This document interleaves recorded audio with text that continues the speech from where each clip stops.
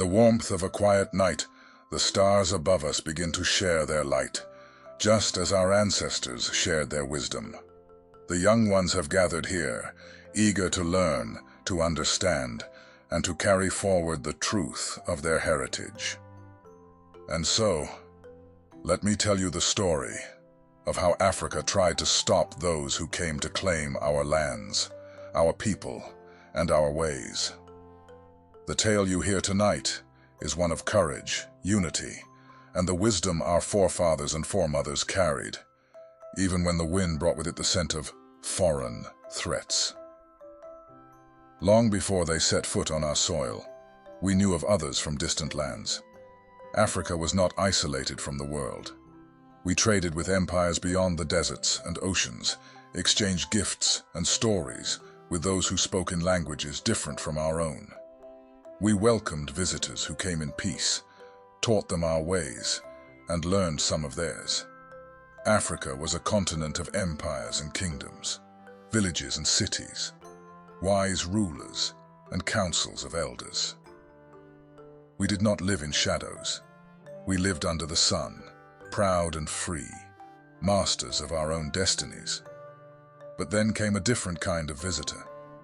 They arrived on our shores with weapons of iron and words as sharp as their swords. They did not come for trade or friendship, but to conquer and claim. Their eyes were filled not with respect, but with greed, and their hands reached not to give, but to take. They did not ask for the land. They declared it their own. They did not admire our ways. They sought to replace them. They thought themselves superior, and they saw in our lands only what they could plunder. But we were not silent. No, we were not passive. The elders, the warriors, the mothers, the children, all of Africa stood together to defend what was ours. From the deserts of the north to the forests of the south, from the valleys in the east to the plains in the west, Africa rose.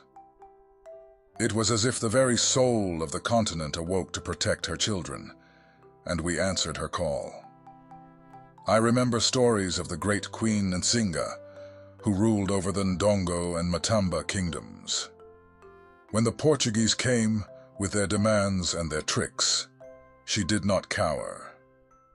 She met them with strength and wisdom, outsmarting their ambassadors, negotiating with a sharp mind and a fierce heart. In one story, they offered her no chair, hoping to make her stand in submission, but she ordered her servant to kneel, and she sat upon him as if he were a throne.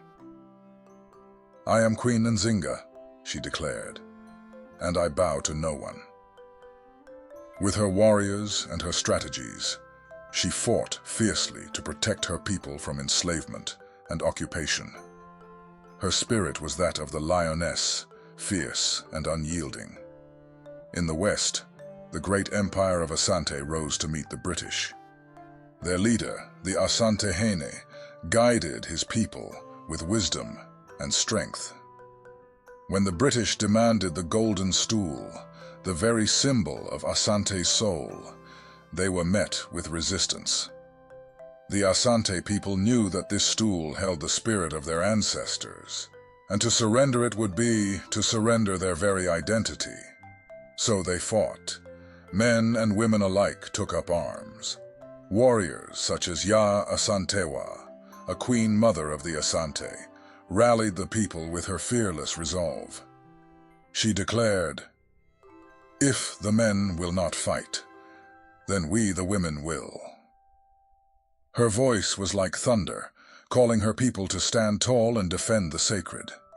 In the east, the Ethiopians, led by Emperor Menelik II, resisted with a strength that echoed through the mountains. The Italians had come, assuming that Ethiopia would fall before them. They underestimated the resolve of the Ethiopian people, who valued their freedom above all else. At the Battle of Adwa, the Ethiopian warriors, both men and women, armed with weapons and with the courage of their ancestors, faced an army that outnumbered them and had more advanced weapons. But the Ethiopians knew the land. They had the wisdom of their elders, and they had unity. They won that day, showing the world that Africa would not kneel. Ethiopia remained free, a beacon of hope and pride for all African nations.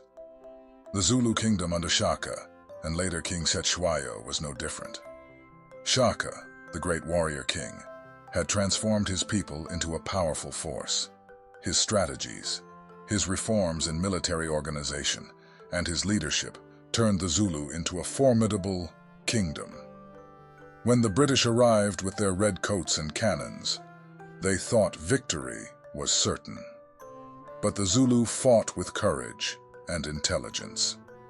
At the Battle of Isandlwana, they defeated the British, showing them that Africa was no easy prey. The Zulus' assegais, their traditional weapons, clashed against the British rifles, and the spirit of their ancestors roared through each warrior. Africa's resistance was not only fought with weapons, it was fought with words, with culture, with unity, and with wisdom. Across the continent, elders told stories to remind the young of who they were, of the value of their heritage. When invaders tried to erase our ways, our ancestors found ways to preserve them. Languages, songs, dances, and rituals, all were kept alive in secret, passed down from generation to generation. They tried to cut down the tree, but they could not reach the roots. We are the descendants of those roots, and we still stand tall. Even when some of our people were taken across oceans in chains, forced into lands they did not know, their spirits remained strong. They carried with them the rhythms of Africa, the wisdom of the ancestors, and the stories of home. In strange lands, they planted seeds of our culture that would grow into new trees. They taught their children to remember, to hold on to the spirit of Africa, even when the world tried to make them forget. And in time, those trees bore fruit, and the world began to see that Africa's spirit could not be crushed. Yes, there were battles lost, and many suffered. Yes, there were moments when it seemed that the darkness would consume all. But through it all, Africa endured. We are here because of the sacrifices of those who came before us. We are here because our ancestors did not give up, even when the storms raged, even when the nights were long and full of sorrow. Their strength lives in us. And so, my children, as you look back on these stories, remember that you carry the same strength within you. Africa is still here. Her people, her culture, her spirit. They are alive in each of you. We may face challenges, and the world may still try to divide us, to tell us that we are less. But we know the truth. We know that Africa was never broken. We know that Africa has always been whole, a land of beauty, wisdom, and strength. Now, the world looks to Africa once again, not as a land to conquer, but as a source of wisdom, culture, and power. The tide has turned, my children. We are no longer at the mercy of others. Africa stands ready to shape her own future, guided by the lessons of the past and the dreams of those who look to tomorrow. Let this be a reminder to you. No matter where you go, no matter what you face, you are a child of Africa.